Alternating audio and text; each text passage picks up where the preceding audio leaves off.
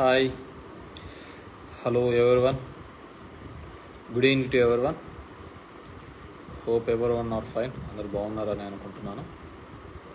After long time,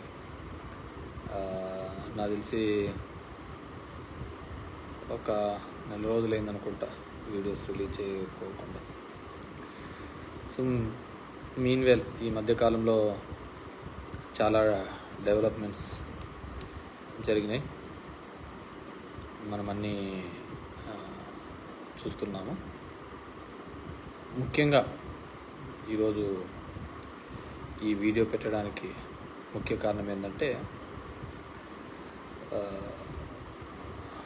multiple reasons. ఒకటి, చంద్రబాబు నాయుడు గారు, ముఖ్యమంత్రి గారు నిన్న ఒక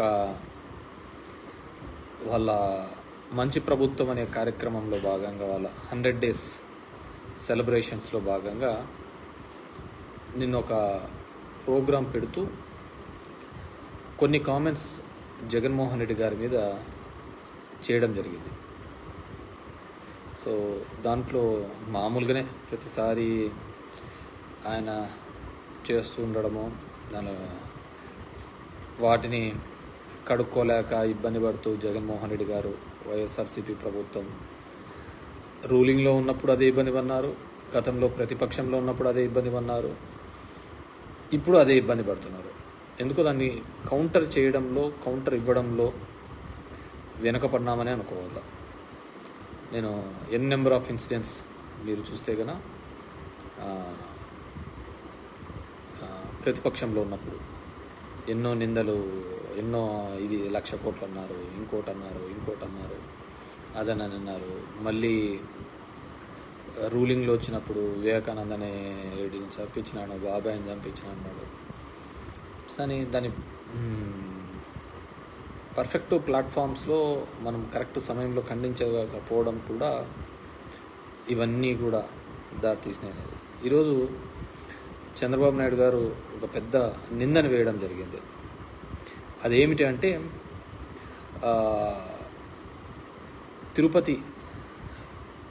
తిరుమల దేవస్థాన పరిధిలో ఉన్న వెంకటేశ్వర స్వామి కలియుగ వైకుంఠం వెంకటేశ్వర స్వామి సన్నిధిలో తయారవుతున్నట్టే ప్రసాదము మాంసపు కొవ్వు ఉత్పత్తుల నుంచి వచ్చిన నూనె ద్వారా దాంట్లో కలుపుతున్నారు అనేది ఆయన మోపిన అభియోగం. చిరస్థాయిగా మోపినారు అనేది ఆయన మోపిన అభియోగం. సో ఇట్స్ వెరీ చాలా డేంజరస్ స్టేట్మెంట్. ఎందుకంటే గవర్నమెంట్లో ఉన్నటువంటి ముఖ్యమంత్రి స్థాయి వ్యక్తి ఆ విధమైన మాట్లాడినాడు. సరే, అతను నిజం మాట్లాడుతున్నాడా, అబద్ధం మాట్లాడుతున్నాడని ఈ ఒక్క దాంతోనే తెలిసిపోతుంది. గతంలో అతను చేసిన నిందలు, అపవాదులు అవన్నీ కూడా నిజమా అవునా కాదా అనేది ఈ ఒక్క దానిలతో కూడా తేలిపోతుంది. కాబట్టి ఖచ్చితంగా వెంకటేశ్వర స్వామి సన్నిధిలో జరిగిన ఏదైనా ఉంది అనుకుంటే వాటిని ఖచ్చితంగా, ఎందుకంటే దానిలో వైసీపీ గవర్నమెంట్లో టీటీడీ ప్రెసిడెంట్గా ఉన్నటువంటి వైవి సుబ్బారెడ్డి గారు, కరుణాకర్ రెడ్డి గారు ఇద్దరు కూడా చెప్పారు, అసలు ఒక మనిషి జన్మ అయితే ఎవడైనా ఆ విధంగా మాట్లాడతాడా అని కూడా అంత ఘాటుగా కూడా వాళ్ళు స్పందించడం జరిగింది. దమ్ముంటే ప్రూవ్ చేయండి, కోర్టుకు వెళ్దామనే స్థాయిలో కూడా ప్రూవ్ చేయడం జరిగింది. నాకు తెలిసి జగన్మోహన్ రెడ్డి గారు కూడా వాటి గురించి మాట్లాడతారని నేను అనుకుంటున్నాను. మాట్లాడాల, ఎందుకంటే గతంలో మనం గవర్నమెంట్లో ఉండి మనం మాట్లాడకపోవడంతోనే చాలా సమస్యలు కూడా మనం నెత్తికి తీసుకొని వచ్చినాం. ఊర్లో పోయేదంతా కూడా మనం తీసుకొని వచ్చి, ఇప్పుడు గుళ్ళన్నీ కూడా విగ్రహాలు కొట్టేస్తున్నారని మన మీద అపవాదు వేసినారు. కానీ ఎండ్ ఆఫ్ ది డే చూస్తే ఒక చోట టీవీ కెమెరాలలో తెలుగుదేశం వాళ్ళని ఇద్దరిని ఆ నందిని తీసుకొని పోయి మార్చి పెట్టేది చూసిన తర్వాత, గమనించిన తర్వాత చూస్తే మళ్ళీ ఎక్కడే కానీ ఆ విగ్రహాలవని దొంగతనాలు అనేది ఎక్కడా జరగలేదు. సో దానికని మనం సరైన ప్లాట్ఫామ్లో మనం చెప్పలేకపోయినామనేదే నా యొక్క ఫీలింగ్, నా యొక్క భావన కూడా. అదేవిధంగా ఎలక్షన్ల ముందు కూడా 18,000 కోట్ల సంబంధించిన డ్రగ్స్ విశాఖ పోర్టుకు వచ్చింది. మొత్తం డ్రగ్స్కు బానిసలు చేస్తున్నారు ఆంధ్రప్రదేశ్లో ఉన్న వాళ్ళని కూడా చెప్పడం జరిగింది. ఇప్పుడు వాళ్ళ గవర్నమెంటే ఉంది, కింద వాళ్ళదే పైన వాళ్ళదే, అన్నీ వాళ్ళ గవర్నమెంట్లు. మరి ఎక్కడైనా ప్రూవ్ చేసినారా? చేయలే. అవన్నీ కూడా కేవలం కట్టుకథలు, అన్ని అబద్ధాల మీదనే మొత్తం కూడా ప్రయాణం సాగించడం జరిగింది. సో డెఫినెట్గా వాటిని ఖండించాల్సిన అవసరము ఆవశ్యకత ఉంది. గతంలో కూడా ఇదే విధంగా జగన్మోహన్ రెడ్డి గారు గుళ్ళని పగలగొడుతున్నాడు అని చెప్పేసి మన లీడర్ మీద కూడా చేయడం జరిగింది. ఆయన మళ్ళీ క్రిస్టియానిటీ గురించి కూడా చంద్రబాబు నాయుడు మాట్లాడడం జరిగింది. సో ఇన్ని సందర్భాలు ఉన్నప్పుడు ఖచ్చితంగా చంద్రబాబు నాయుడు గారు ఈ మాటతో ఎప్పుడు అంటుంటాడు, వెంకటేశ్వర స్వామి నన్ను కాపాడినాడు అని చెప్పేసి అలిపిరి ఇన్సిడెంట్ తర్వాత. సో ఈ మాట గన అబద్ధమైతే ఖచ్చితంగా ఎవరైతే ఇలాంటి నిందలు వేశారో వాళ్ళు చిరస్థాయిగా ఖచ్చితంగా ఆ వెంకటేశ్వర స్వామి యొక్క కోపానికి ఖచ్చితంగా బలి అవుతారు. అదేవిధంగా అది నిజంగా ఏంటే గన యువతల వారు కూడా అదేవిధంగా, ఎందుకంటే మనకందరికీ అది it's sentiment, Venkateswara Swami sentiment. North ఇండియన్స్లో బాలాజీ అని పిలుస్తుంటారు. మనం అందరం కూడా వాటి గురించి మనం మాట్లాడుకుంటూనే ఉంటాం అనమాట. సో డెఫినెట్గా అది జగన్మోహన్ రెడ్డి గారి స్థాయి నుంచి కూడా ఖండిస్తారనుకుంటున్నాము. ఇప్పటికీ వైవి సుబ్బారెడ్డి అన్న కానీ అదేవిధంగా కరుణాకర్ రెడ్డి గారు కూడా ఛాలెంజ్ చేసినారు, ఎవరైతే టీటీడీ ప్రెసిడెంట్. అండ్ దీనికి సంబంధించి టీటీడీ ఈఓ శ్యామరావు గారు కూడా ముందుకు వచ్చి చెప్తే ఇంకా బాగుంటుందని నేను అనుకుంటున్నాను. సో డెఫినెట్గా వాళ్ళు ముందుకు వస్తారని చెప్పేసి నేను భావిస్తున్నాను. ఎందుకంటే బతుకంతా కూడా వైసీపీ పార్టీది, పాపం జగన్మోహన్ రెడ్డిది నిందలు భరించడమే సరిపోయింది తప్ప ఏ రోజు కూడా నాకు తెలిసిన జగన్మోహన్ రెడ్డి అయితే ఎటువంటి తప్పిదాలు, ఇంత ఘోరమైన తప్పిదాలు అయితే చేయలేదని నేను అనుకుంటున్నాను. సో అంత దరిద్రమైన కామెంట్స్ చంద్రబాబు నాయుడు చేసినారు. ఒకవేళ ఆయనకు ముఖ్యమంత్రి స్థాయిలో కామెంట్ చేసినారంటే ఆయనకు ఏదో ఇన్పుట్స్ ఉంటాయి. సో ఆ కామెంట్ చేశాడు అంటే ఖచ్చితంగా ఆయన ప్రూవ్ చేయాల్సిన బాధ్యత ఆయన మీద ఉంది.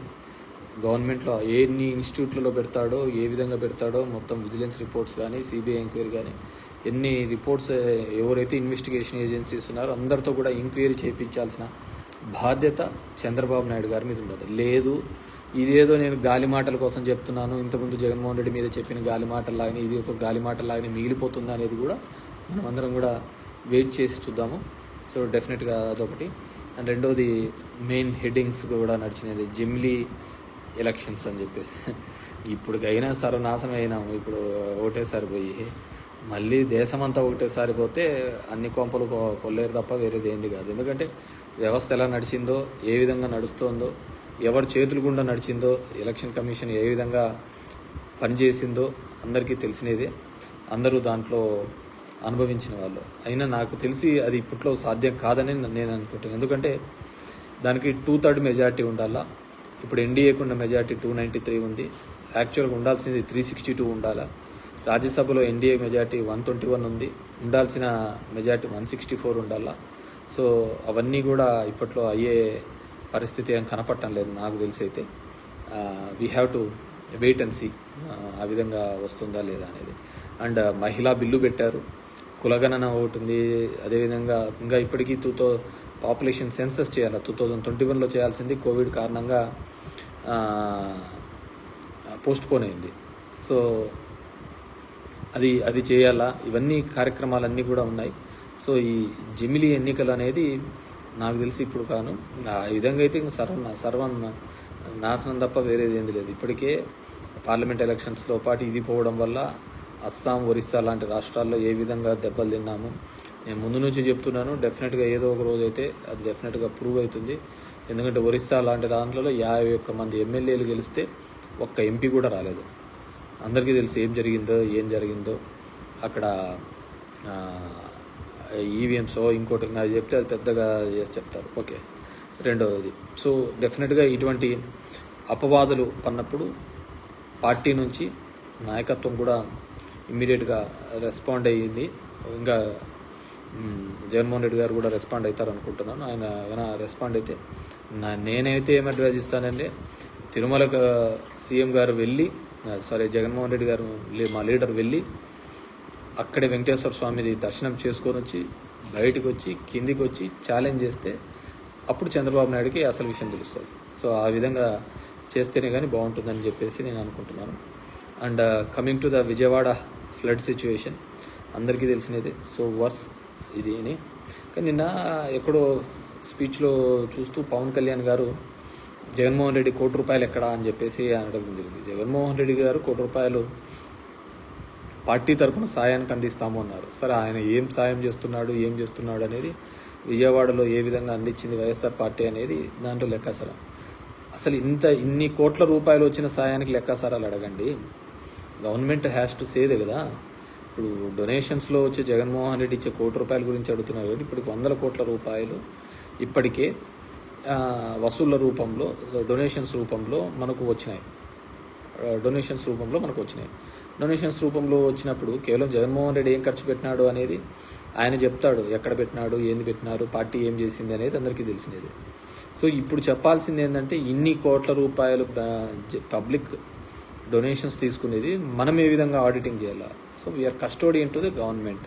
సో గవర్నమెంట్కి వచ్చే ప్రతి రూపాయి కూడా ఏ విధంగా ఖర్చు పెడుతున్నాం చెప్పాల్సిన బాధ్యత ప్రభుత్వం అంది. సో కాబట్టి పవన్ కళ్యాణ్ గారు చంద్రబాబుని ఆ క్వశ్చన్ అడిగితే బాగుంటుందనేది నా ఫీలింగ్.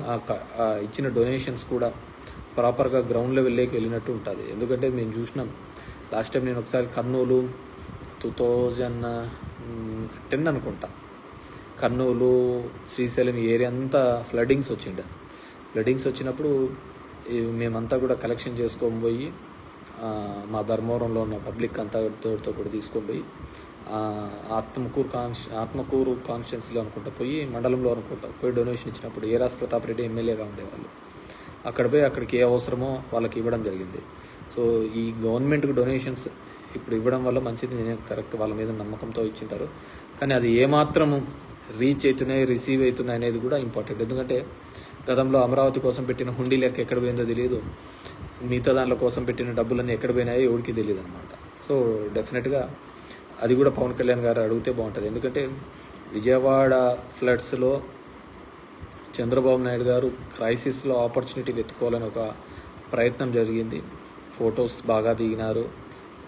మనం అడ్మినిస్ట్రేషన్ వార్ రూమ్లో కూర్చొని చేయాల్సిన పనిని మనతో పాటు 10 మంది పని చెడగొట్టి అక్కడంతా తిరగడం జరిగింది, which is not our duty అని నా ఫీలింగ్ అనమాట. సో అదేవిధంగా ఈ మధ్యకాలంలో చూస్తున్నాను ఆఫీసర్స్, ఇంతకుముందు కూడా నేను చెప్పినాను, వైసీపీకి అంటగాని వాళ్ళని లేకుంటే ఆ గవర్నమెంట్లో పనిచేసినారు అనేది ఫస్ట్ టైం నాకు తెలిసి 3 IPSల మీద ఈ విధంగా కేసెస్ అనేది రిజిస్టర్ చేయడం అనేది. సో ఆ విధంగా గవర్నమెంట్ మీద 3 కేసులు 3 IPSల మీద రిజిస్టర్ చేసినారంటే ఒక కొత్త సిస్టమ్ని ముందుకు తీసుకొని వస్తున్నట్టు నేను అనుకుంటున్నాను. కొత్త పద్ధతిని తీసుకొని వస్తున్నాడని నేను అనుకుంటున్నాను. ఎందుకంటే ఇది మంచి పద్ధతి కాదు. సో ఈరోజు రెడ్ బుక్ అని వాళ్ళు ఓపెన్ చేస్తారు, రేపు వైసీపీ అనేది బ్లూ బుక్ అని ఓపెన్ చేస్తారు. నలిగిపోయేది ఆఫీసర్లు, ఉద్యోగస్తులు. సో ఎక్కడైనా కానీ ప్రభుత్వం యొక్క ఆలోచన విధానాన్ని పెట్టి పనిచేస్తూ ఉండాలి. కానీ ఈ విధంగా రెడ్ బుక్, బ్లూ బుక్ అని డెమోక్రసీ అని చెప్పేసి పోతే డెఫినెట్గా బ్లూ బుక్ అనేది ఇప్పటికే తయారు చేస్తారు. ఆఫీసర్లలో ఒక వర్టికల్ డివిజన్ వస్తుంది. డివిజన్ వచ్చిన తర్వాత ఏమవుతుంది, డెఫినెట్గా ఇప్పుడు పనిచేయాలనుకున్న ఆఫీసర్లు కూడా ఏం కొద్దిగా ఎక్కువ చేసినా మళ్ళీ ఆ ప్రభుత్వం వస్తేనే మమ్మల్ని జైల్లో పెట్టడం, మమ్మల్ని మీద కేసులు పెట్టడం అనే ఒక భయం ఆఫీసర్స్లో కూడా వస్తుంది. అది అడ్మినిస్ట్రేషన్ కూడా మంచిది కాదు. సో ఆ విధంగా వెంజెన్స్ పాలిటిక్స్, లేకుంటే ఎక్కడో ఆమెకున్న హిస్టరీ చూస్తే అన్ని హనీ ట్యాప్ కేసులే ఉన్నాయి. సో వాట్ ఎవర్ మేబీ అలాంటి సంఘటనల్లో కూడా సో ఆఫీసర్లను ఒక పార్టీల తరపున ఒక డివిజన్ చేస్తారు. రోజు పేపర్లలో చూస్తూనే ఉంటాం. ఒక పార్టీల తరపున ఒక డివిజన్ చేయడం వల్ల ఏమవుతుందంటే డెఫినెట్గా ఇబ్బంది కలిగించే అంశంగానే తయారవుతుంది.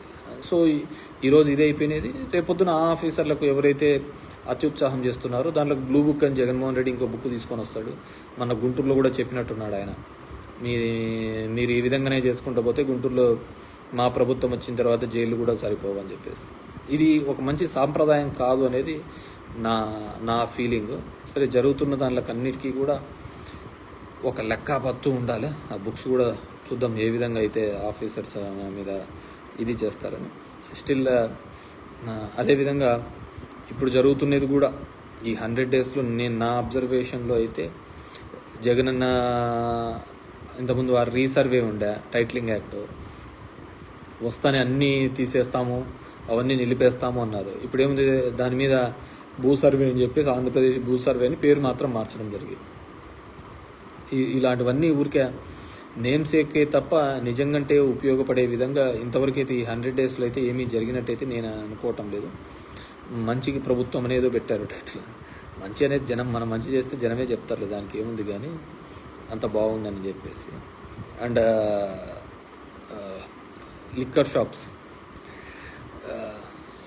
పబ్లిక్ కూడా అలాగే తయారైనాంలే. మనం కూడా చదువు చెప్పేయాలని జగన్మోహన్ రెడ్డి తాపత్రపడ్డాడు. సిబిఎస్ఈ ఉండాలా, ఇంగ్లీష్ మీడియం ఉండాలా అని. మంచి మద్యం కావాలా, అందరికీ అమికబుల్ రేట్లో కావాలి అనేది మనం ఆశించినాం.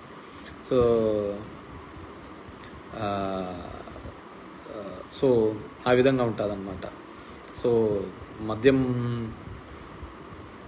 సంబంధించి కొత్త పాలసీ అని చెప్పేసి, మద్యం గురించి పాలసీ, మద్యం రేట్లు తగ్గించే చీప్గా వచ్చే పాలసీ కంటే కూడా ఎడ్యుకేషన్ ప్రైవేట్ కాలేజెస్లో కావచ్చు, ప్రైవేట్ యూనివర్సిటీస్లో కావచ్చు, అందరికీ అందుబాటులో వచ్చే విధంగా ఏదైనా పాలసీ తీసుకుంటే బాగుంటుంది. ఫీ స్ట్రక్చర్ చూసాము, ఒక్కొక్క దానిలో ఫీ స్ట్రక్చర్ ఇప్పుడు ఉన్న నారాయణ మంత్రివర్యుల దానిలో కూడా ఎంత ఫీ స్ట్రక్చర్స్ ఉన్నాయో ఆ ఫీ స్ట్రక్చర్ పెట్టుకుంటే బాగుంటుంది. ఆ ఫీ స్ట్రక్చర్ కూడా పెట్టుకుంటే సరిపోతుంది. సో ఎక్కడైనా చదువు గురించి ఆలోచించాలి కానీ మందు షాపులు తగ్గించినాయి, రేట్లు తగ్గించినాయి, 99కే క్వార్టర్ అనే బదులు 10,000 వరకు కూడా 10th వరకు ఎవరే కానీ ఫీజులు పెట్టకూడదని చెప్పి పెట్టండి, బాగుంటుంది కదా. 1,00,000, 2,00,000, 3,00,000, 5,00,000 వరకు ఉన్న ఫీ స్ట్రక్చరు 20,000 దాటకూడదని ఒక మంచి రెగ్యులేషన్ కమిటీ వేయండి. యూనివర్సిటీలో ఫీజెస్ ఈ విధంగా ఉండని వేయండి. సో అంటే ఎక్కడికి మనం ఆలోచిస్తున్నామంటే ఏవి అవసరమో దాటి గురించి కాకుండా మిగతా దానిల గురించి ఆలోచిస్తున్నారు. అండ్ రెండోది ఏదో నేను పార్టీ మారుతాను అని చెప్పేసి, so there is nothing like that. ఎక్కడ ఆ విధంగా ఎటువంటి లేదు. నేను ఆంధ్రప్రదేశ్లో రాజకీయం చేసినంత కాలము కూడా వైఎస్ఆర్ ఫ్యామిలీ వెంబడే ఉంటాము, వైఎస్ఆర్ కుటుంబంతోనే ఉంటాము. దిస్ ఈస్ ఇప్పటి నుంచి కాదు, మేము 35 సంవత్సరాల నుంచి కూడా ఆ ఫ్యామిలీ, ఆ కుటుంబం వెంబడే ఉన్నాము. ఎటువంటి పదవులు లేనప్పుడు ఉన్నాము, వాళ్ళ కష్టాల్లో ఉన్నప్పుడు ఉన్నాము, ఇబ్బందుల్లో ఉన్నప్పుడు ఉన్నాము. ఎల్లవెల్లా ఆ కుటుంబానికి తోడుగా ఉన్నాము. ఈరోజు వాళ్ళ కుటుంబంలో ఉన్న వాళ్ళే పక్కకు పోయినారు తప్ప మేము ఎక్కడికి పోలేదు. సో మేము ఎక్కడికి పోవటం లేదు. I will be with YSR party only. So దానికి ఎటువంటి ఇది లేదు.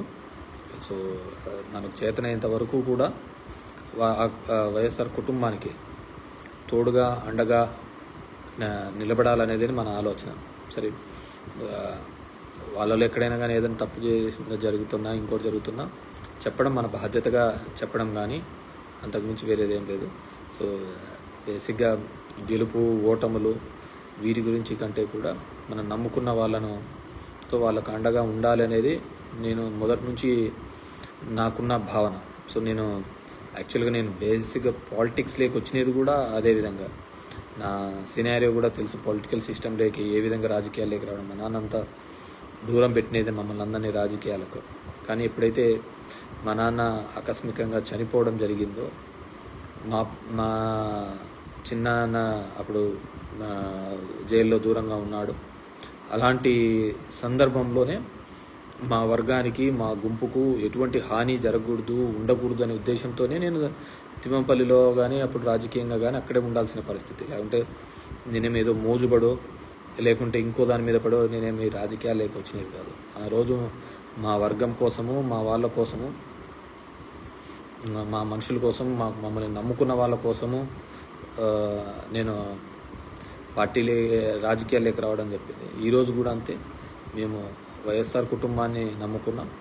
సో మంచైనా చెడైనా వాళ్ళతోనే సేల్ అవుతుంటాం తప్ప ఇంకా వేరే ఆలోచన అంటూ ఏంది ఉండదు. బేసిక్గా ఇప్పుడు జరగాల్సిన ప్రక్షాళనంతా కూడా ముందు మన సైడు జరగాలి ప్రక్షాళన, మన పార్టీ సైడు, మన పార్టీలో ఉన్న వాళ్ళ దగ్గర నుంచి ప్రక్షాళన. ఎందుకంటే తిన్నింటి వాసాలు లెక్కబెట్టే దరిద్రమే ఎక్కువగా ఉంది. ఇక్కడే అనుభవించి, ఇక్కడే సంపాదించి, నిందలు వేసి వెళ్ళిపోయే వాళ్ళే ఎక్కువగా తయారైనారు. సో కాబట్టి ముందు ఇది ఫిల్టర్ చేసుకుంటే శత్రువుతో పోరాడచ్చు. సో ముందు మన దగ్గర ఉన్న ఎదవల్ని తరిమి కొట్టి, మన దగ్గర ఉన్న మోసం చేసే వాళ్ళను తరిమి కొట్టిన తర్వాతనే మనము శత్రువు మీద ఈజీగా కొట్లాడచ్చు. సో ఎందుకంటే ఇప్పుడు నేను నా అబ్జర్వేషన్లో బాగా నేను గమనిస్తున్న విషయం, ఎన్నో ఏండ్లుగా ఉండి మనల్ని నమ్ముకొని బాగుపడి ఉంటారో, లాభపడి ఉంటారో, ఎవడైతే బాగుపడి ఉంటాడో, ఎవడైతే లాభపడి ఉంటాడో, ఎవడైతే దొంగవి చేసుకుంటాడో, ఇట్లాంటి వాళ్ళే భయపడి తొందరగా పోతూ ఉంటారు అనమాట, తట్టుకోలేక. మనం అన్నీ పర్ఫెక్ట్గా ఉన్నామనుకో ఎటువంటి దానికి భయపడక్కర్లేదు. సరే కొన్ని ఇబ్బందులు అనేది తప్పవులే, ఖచ్చితంగా మన మీద కొన్ని ఇబ్బందులు పెట్టే కార్యక్రమం చేస్తూ అంటారు. అలాంటివి చేసినప్పుడు కూడా మనం గట్టిగా నిలదొక్కుని నిలబడితేనే మన కెపాసిటీస్ తిరుగుతూ ఉంటాయి. మనము సమస్య ఉంది కదా అని అటువైపు బెండ్ అయినామనుకో ఇంకేముంటుంది, నీ యొక్క నువ్వు ఎంత స్టేబుల్, ఎంత స్టాండర్డ్ అనేది ఎవరికి అర్థం కాదు కదా. సో నేను మొదటి నుంచి అంతే, మనం ఎప్పుడైతే క్లిష్టమైన పరిస్థితులలో ఉన్నామో అట్ దట్ టైమే మనము ఖచ్చితంగా టఫ్గా నిలబడాలి, మన నమ్ముకున్న వాళ్ళ కోసం నిలబడాలి, మన నమ్మిన సిద్ధాంతం కోసం నిలబడాలి. సో ఏదైనా కానీ ముందు పార్టీలో ప్రక్షాళన చేసే దిశగా కూడా జగన్మోహన్ రెడ్డి గారు ఆలోచించి ముందు ఆ కార్యక్రమం చేస్తారని అనుకుంటున్నాను. ఎందుకంటే అది అయ్యిందనుకో మిగతాది ఆటోమేటిక్గా నమ్మకస్తుల్ని ముందు పెట్టుకుంటే తర్వాత మిగతా వాళ్ళతో మనం ఎప్పుడైనా యుద్ధం చేయొచ్చు, ఆ యుద్ధం ఎప్పుడైనా జయించవచ్చు. సో ఎందుకంటే నాకు అనుభవంలో ఈ ఎలక్షన్స్ నాకు పెద్ద లెసన్స్. నేను 2014లో ఓడిపోయినా కానీ, 9లో గెలిచి 14లో ఓడిపోయినా కానీ నాకు అంతగా అనిపించలేదు. కానీ ఈ 24 ఎలక్షన్స్ చాలా మటుకు నా వల్ల బాగుపడిన వాళ్ళు ఏదో ఒక నింద చేసి తప్పించుకొని పోవడమో లేకుంటే వేరే చోట నాకు నిజంగా ఇది జరిగింది. సో నిజంగా బాధించబడ్డాను.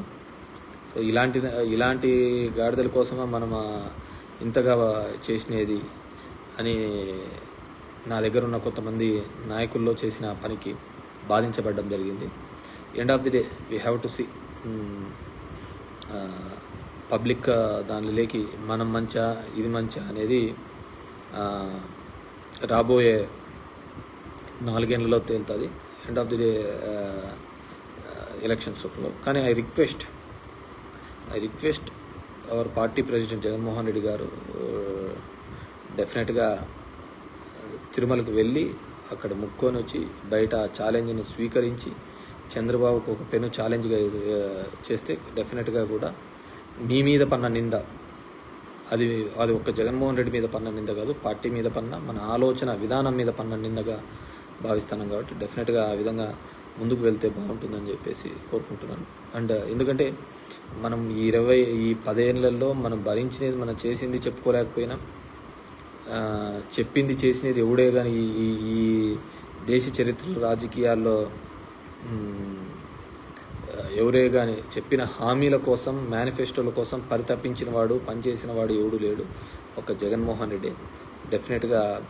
కానీ మామూలుగా అందరికీ అదేదో చెప్తున్నాను కదా, నిజం నోరు దాటే లోపల అబద్ధం ఊరంతా చుట్టేసుకొని వచ్చింది, కొంపంతా కొల్లేరు చేసింది. సో డెఫినెట్గా we are hoping for the best in the గవర్నమెంట్లో కానీ ఏది. సో అనవసరమైన నిందలు, రూమర్స్ కూడా నమ్మద్దని చెప్పేసి ప్రజలకు అందరికీ విజ్ఞప్తి చేస్తున్నాను. అండ్ ఆఫీసర్స్ విషయంలో కూడా ఐ రిక్వెస్ట్, ఇప్పుడు కొంతమంది అత్యుత్సాహం చేసిన గుడ్ లుక్స్ కోసమో, పోస్టింగ్స్ కోసమో డెఫినెట్గా అందరూ సఫర్ అవుతారు. ఇది ఉదయం ఏ విధంగా వస్తుందనో రాత్రి ఆ విధంగా వస్తుంది, రాత్రి ఉంటే మళ్ళీ పొద్దున్నే ఉదయం వస్తుంటుంది. ఈ స్టేట్లో నాకు అర్థమైనది ఏంటి అంటే, ప్రజలకు సాటిస్ఫాక్షన్ లెవెల్స్ బాగా ఇదైపోయినాయి. కాబట్టి ప్రతి 5 సంవత్సరాలకు ఖచ్చితంగా గవర్నమెంట్స్ అనేది మారుతూనే ఉంటాయి, ఏదానికి తృప్తి పొందే పరిస్థితులలో లేరు. కాబట్టి అవన్నిటినీ కూడా రెక్టిఫై చేసుకునే పద్ధతిలో చూసుకుంటాం. ఏ విధంగా చెప్పిన హామీల మేరకు ఏ విధంగా ఆయన నిలబడతాడో, లేదు డబ్బులు లేవు అని చెప్పేసి ఏ విధంగా తప్పించుకుంటాడో, యాజ్ ఎ సెడ్ మా ఒక సంవత్సరం వరకు కూడా నేనైతే పథకాల గురించి దీని గురించి మాట్లాడాను. 1 year తర్వాత ఖచ్చితంగా ప్రజాక్షేత్రంలో నిలబడే, ప్రజలకు అండగా నిలబడి చెప్పిన హామీలు ఏంటివి, వాళ్ళకు రావాల్సిన ఇది అని చెప్పేసి బాగుంటుంది. ఎవరు పాపం ఎస్విఎస్ రాము అంట, సింగర్ నగర్ పరిస్థితులు చాలా శవాల దిబ్బలాగా ఉన్నాయి, సెంట్రల్ విజయవాడ మీరు చూసి డిబేట్ పెడితే బాగుంటుంది అని అంటున్నారు. అండర్స్టాండ్, చాలా ఇబ్బందికరమైన మాట వాస్తవమే. ఎప్పుడూ లేనంత పద్ధతిలో బాగా విజయవాడ ప్రజలు ఇబ్బంది పడడం జరిగింది. డెఫినెట్గా గవర్నమెంట్ అక్కడ చేసేదానికంటే కూడా ఈ దీనిల కోసమే ఎక్కువగా తాపత్రపడే విధంగానే కనపడింది. So hope for the best. So అందరూ కూడా తొందరగా రికవర్ కావాలని, ప్రభుత్వం నుంచి అందించే సాయం పార్టీలకు అతీతంగా పేదవాళ్లకు, అర్హత కలిగిన వారందరికీ కూడా చేరుతుందని చెప్పేసి ఆశిస్తున్నాను. Thank you very much. Good night everyone.